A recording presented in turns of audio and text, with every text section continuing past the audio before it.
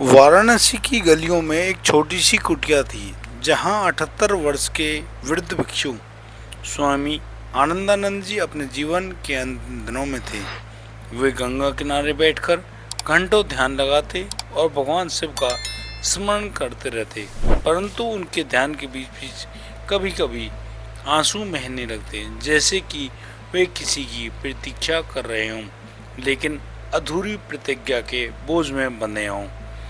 स्वामी जी बचपन से ही वैराग्य में नहीं थे।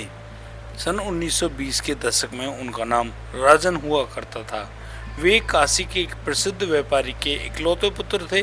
बचपन में ही उनकी सगाई पड़ोस की लड़की गौरी से हो गई थी। गौरी भोली भाली, भक्ति में लीन और शिव पार्वती की अनन्य उपासिका थी। राजन और गौरी का प्रेम गंगा की धारा की तरह निर्मल था। विवाह से कुछ दिन पहले राजन ने गौरी से वचन लिया, गौरी, अगले जन्म में हम साथ रहेंगे। अगर किसी कारणवश इस जन्म में हम अलग हुए तो मैं तुम्हें ढूंढकर तुम्हारा हाथ फिर से थामूंगा। गौरी मुस्कुराई, पर उसकी आंखों में एक अजीब सी उदासी उतर गई, जैसे उसे आने वाले तूफान का आभास हो। विवाह से एक सप्ताह पहले ही महामारी यानी कि प्लेग ने काशी को घेर लिया। राजन भी संक्रमित हो गए।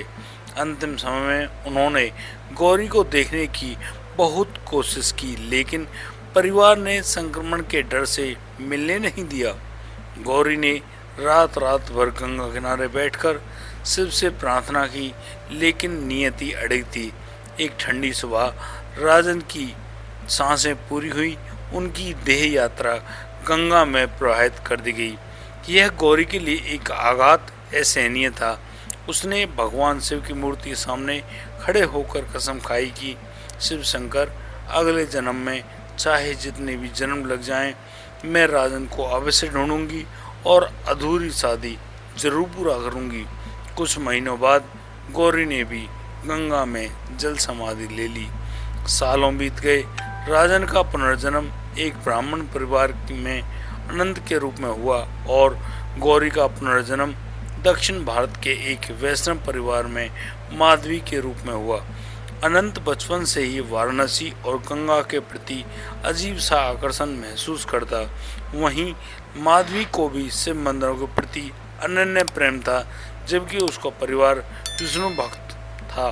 दोनों अलग अलग राज्यों में पले बढ़े, परंतु उनके स्वप्न में बार बार एक ही दृश्य आता, गंगा किनारे बैठा कोई व्यक्ति जिसे वे पहचान नहीं पाते, लेकिन देखते ही हृदय भर आता। समय बीतता गया। अनंत एक शिक्षक बन गया और वाराणसी आकर बस गया। माधवी भी अपने परिवार के साथ एक बार काशी यात्रा पर आई। गंगा आरती के समय दशमेध घाट पर दोनों का सामना हुआ। दोनों ने एक दूसरे को आंखों में देखा और क्षण भर में जैसे कि सदियों का बंधन जाग उठा। माधवी की आंखों में आंसू आ गए और बोल उठी, तुम राजन। अनंत भी चौंक गया और बोला, गौरी। वे दोनों घंटों गंगा किनारे बैठे अपने अपने जीवन की बातें करते रहे। उन्हें एहसास हुआ वही अधूरा वचन उन्हें पुनः इस जीवन में मिल रहा है। दोनों एक दूसरे की तरफ इस प्रकार से देखते रहे। अचानक उनको एक दूसरे से मिलने का मन हुआ।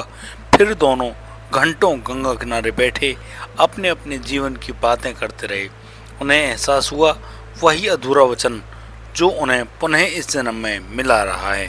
परंतु एक समस्या थी। माधवी पहले से ही विवाह बंधन में थी।